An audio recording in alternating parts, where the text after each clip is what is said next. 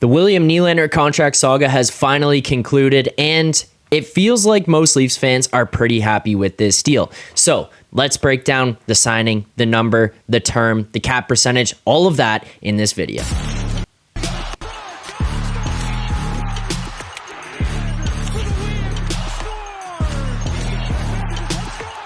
Welcome back to Third Man In. I'm Zack Phillips, and in today's video, we're going to be taking a little bit more of just a general feel approach to this William Nylander contract extension news. We'll break down why it works, why it doesn't, why some people might be happy, why some people might be upset, my general feelings on the whole thing. But if you've been living under a rock today, you haven't turned on the internet, the news, whatever, this is the first time you've seen of anything, that is correct. William Nylander has signed an 8-year, $11.5 million per year contract with the Toronto Maple Leafs. And you know what? I'm pretty happy with it. I'm not going to sit here and say that I'm ecstatic about the number or the term or the number based on what we've seen some other guys getting with this team and the fact that they're going to be pushed up against some things. But the thing that I am happy about is the term. 8 years. William Nylander committed himself to being here for 8 years. And I think that there's a lot of things that went right in this contract negotiations, at least from a reputation standpoint from William Nylander. When we've seen some of these guys in the past go through these, it's been about getting the most money. It's been, could they test the open market? Could they be traded? Could they get the absolute max out of this team that they possibly could? Or would they be willing to leave? This Nylander deal, basically from the day that he was eligible to sign an extension with this team, every single leak that came out of the camp, every single leak that went through some type of insider or reporter, whatever it was, everything was glowingly positive about the fact that he wanted to stay in Toronto. He didn't want to leave. I remember sitting back in October, Chris Johnson breaking down the numbers, what he could sign for on the open market, what he could sign for relative in Toronto, and how things would work out like that. Add on a year, take off a year, whatever you're going to do. If you're going to leave, stay here.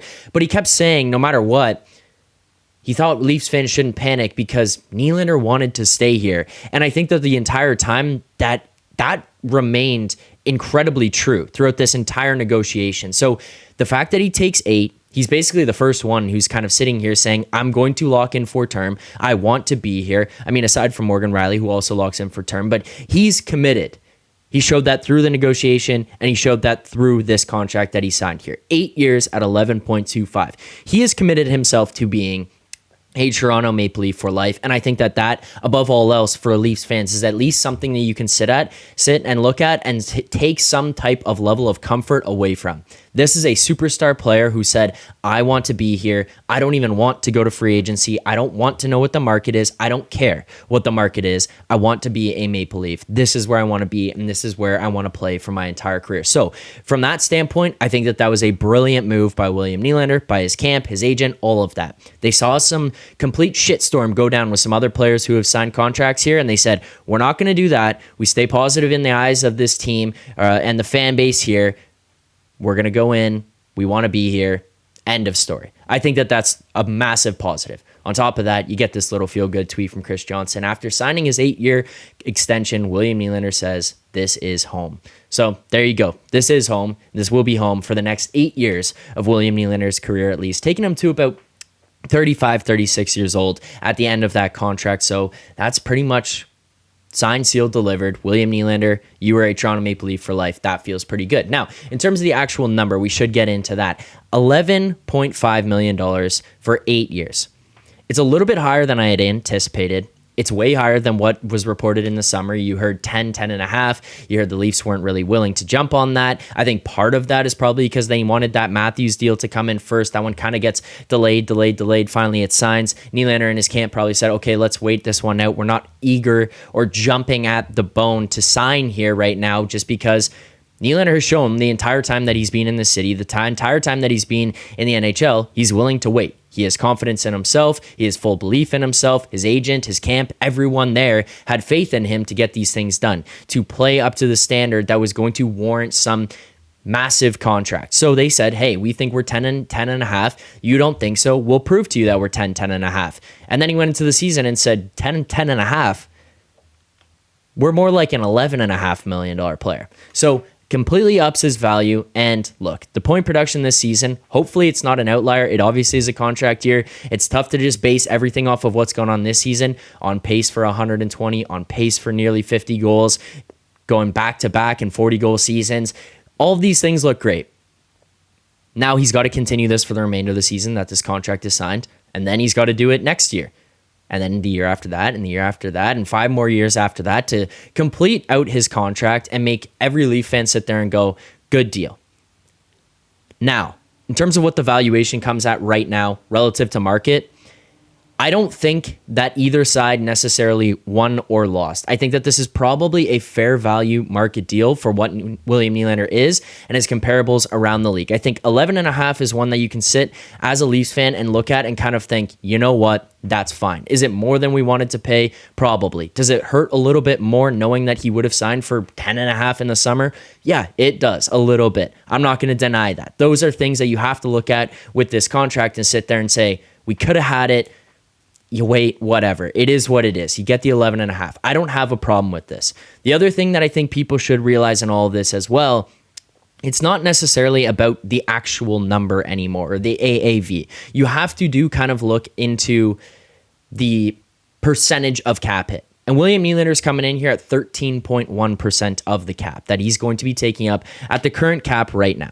When you look, or the upcoming cap, whatever you want to project. When you look at Panarin, signing his deal back in 2019, as Frankie Corrado tweeted out earlier today, 14.2% of the cap Panarin signed for. Pasternak, 13.4% of the cap in 2023, which was the most commonly used player comparable for William Nylander given the season that he's having right now. Do I think he's as good as Pasternak? No. There you go. He takes a little bit lower percentage of the cap than David Pasternak did. Maybe a little bit closer to where we thought he might be, but add on the season that he's having right now, you're going to have a hard time knocking that down as much. It's also below the cap hit, or the percentage of cap hit that Mitch Marner signed on his last deal as well. That's 13.3% of the cap that Marner came in at there. So Nylander comes in below all of those guys. And then also add into all of this, the cap is expected to go up a lot over the next little while, barring any significant world issues like we experienced a couple of years ago.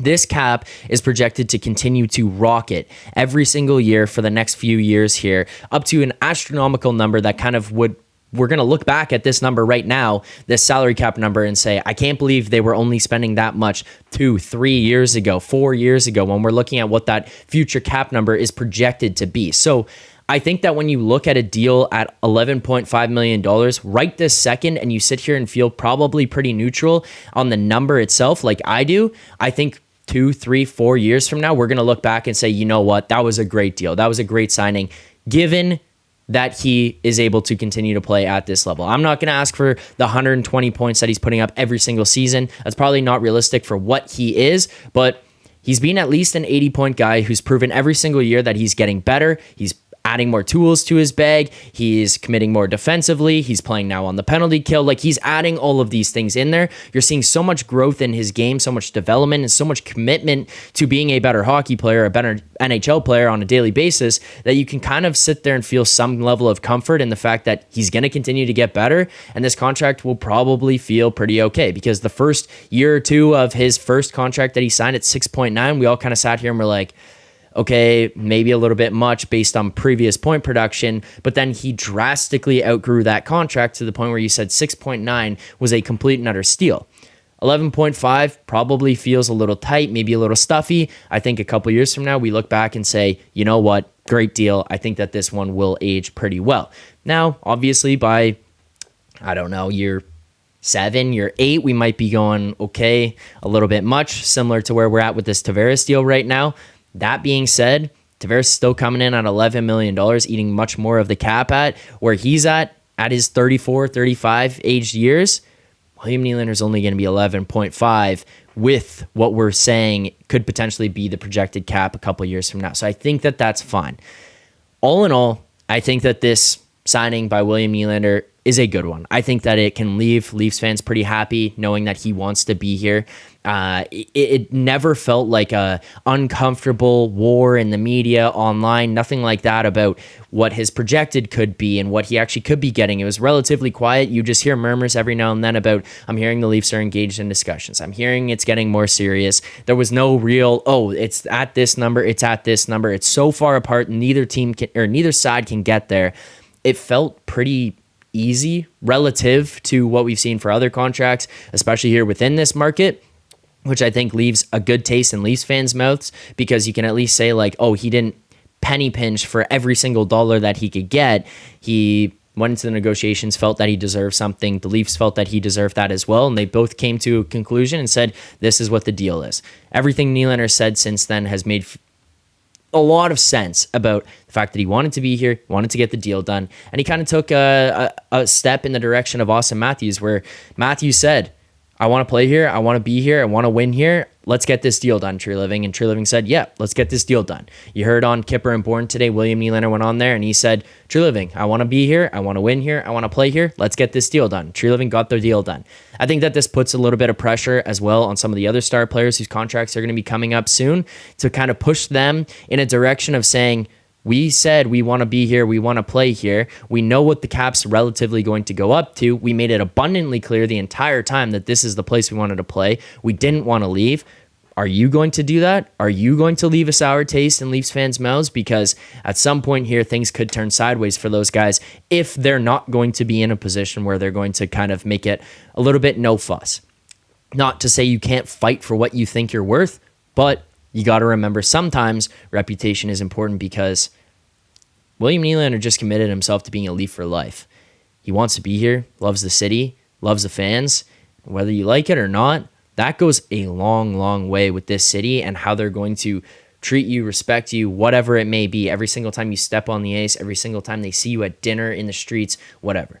Obviously, you deserve respect no matter what, because people just deserve natural respect anyways, but you're kidding yourself if you think that some guy walking down the street, seeing Mitch Marner or William Nylander or Austin Matthews after they have felt some slighted way by these guys isn't going to have something to say or feel or think or whatever, then you're just wrong. You're flat out wrong. That is the case. It is natural for humans to do that. It's natural for humans to feel that way. So having Nylander do this and commit to it, it feels pretty good. I'm happy with the contract all in all. Good for Nylander. Now, look, let's close it out with 120 points this year. Let's close this one out with 50 goals. Let's reach all those milestones and make everyone feel really, really good leaving this season with that. And then on top of that, Nylander has also been probably the best playoff performer that this team has had over the last 4-ish years now, maybe 5.